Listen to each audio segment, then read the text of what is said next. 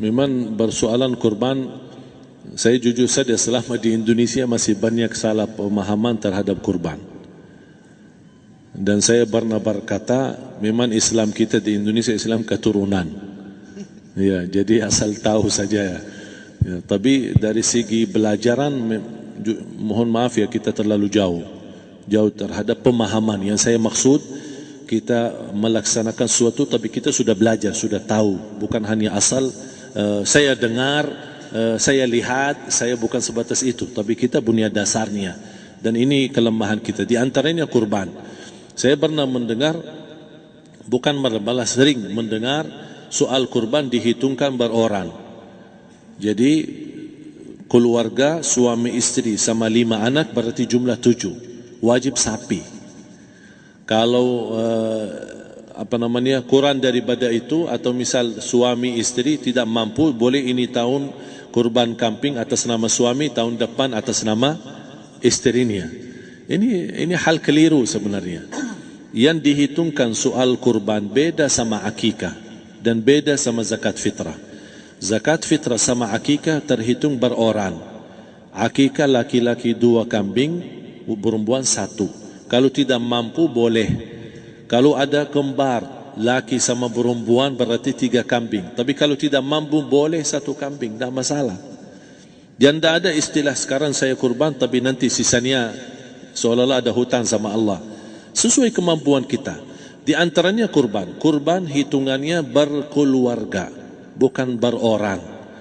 Buktinya Rasulullah SAW dan juga cerita Nabi Ibrahim. Ketika Nabi Ibrahim mau sembelih Nabi Ismail, Allah turunkan apa? Mengganti sembelihan Nabi Ismail dengan ekor kambing dari surga. Berapa ekor kambing? 1. Padahal Nabi Ibrahim punya istri 2 dan anak. Ada istri Siti Hajar dan Sarah. Kemudian anaknya Ismail dan Ishak. Berarti semuanya berapa? 5. Kenapa Allah tidak turunkan 5 ekor kambing? Karena hitungannya memang 1 keluarga. Yang kedua, Rasul sendiri sembelih 2 kambing. Pertama, Bismillah atas nama Muhammad dan keluarga Nabi Muhammad. Padahal kita tahu keluarga Nabi Muhammad SAW termasuk keluarga besar. 11 istri, belum lagi anaknya laki-laki sama perempuan.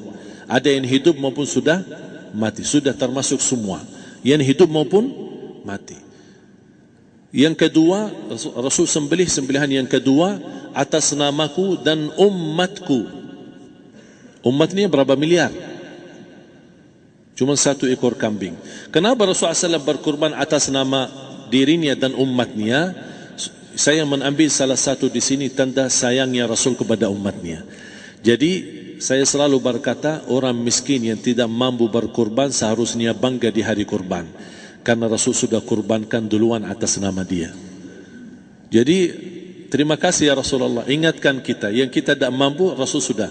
Bahkan kalau Rasul sudah kurban atas nama umatnya yang tidak mampu, berarti sudah terkabul. Kita aja belum tahu kabul atau tidak kalau kita berkurban. Tapi kalau Rasul sudah terjamin makbul. Oleh sebab itu hitungan kurban itu adalah 1 keluarga. Misal bapa punya istri, punya anak. Itu kalau mampu sapi silahkan. Mampu 1000 sapi silahkan. Kalau soal kemampuan tidak ada masalah.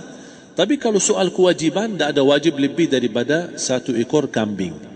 1 ekor kambing. Misal, kalau bapa punya istri 4. Misal.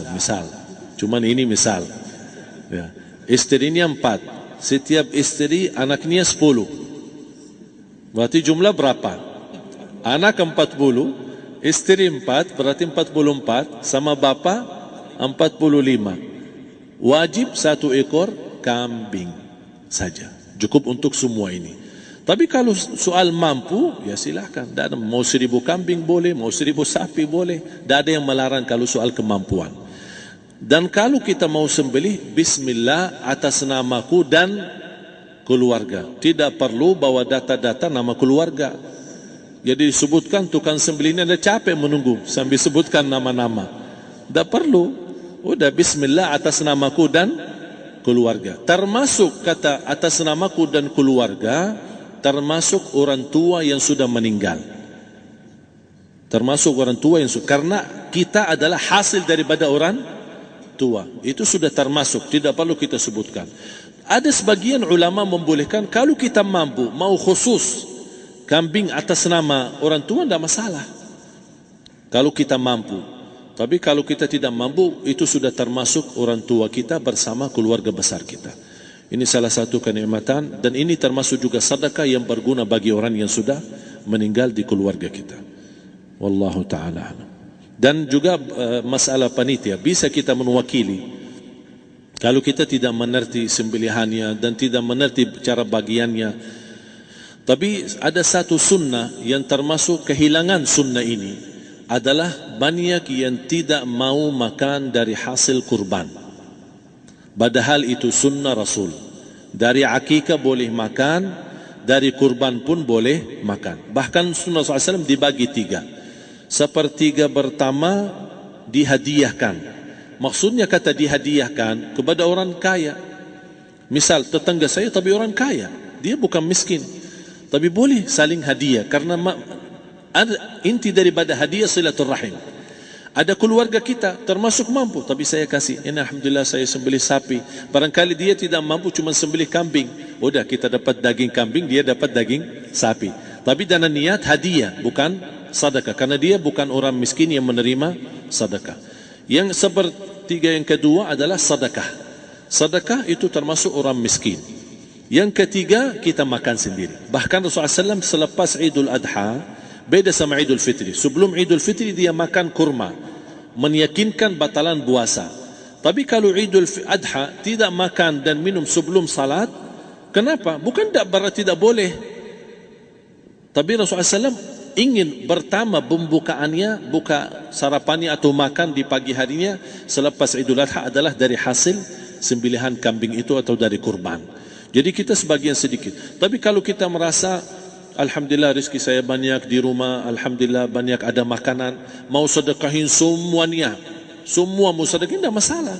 Tapi yang saya maksud, kenapa tidak kita sekali-kali hidupkan sunnah Rasul?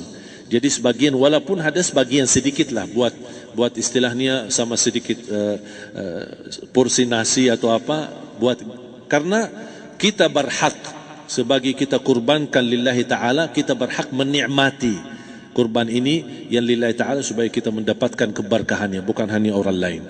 Terus yang kedua ada masalah pembayaran. Kalau kita wakili panitia, boleh kita pesan sama panitia, tolong sedikit dari kurban saya minta buat saya makan. Itu tidak masalah, kita boleh minta. Dan boleh kita wakili, tapi kita tolong ingatkan, tidak boleh pembayaran hasil sembelihan itu dari kulitnya. Ini menjadi salah satu persoalan di Indonesia. Banyak tukang sembelih datang, ketika kita tawarkan untuk sembelih ini, berapa pak? Oh tidak apa-apa, kasih aja kulitnya sama kepalanya. Jangan anda setuju, jangan anda terima. Oh maaf, saya tidak bisa. Bapak berapa ongkos sembelihannya?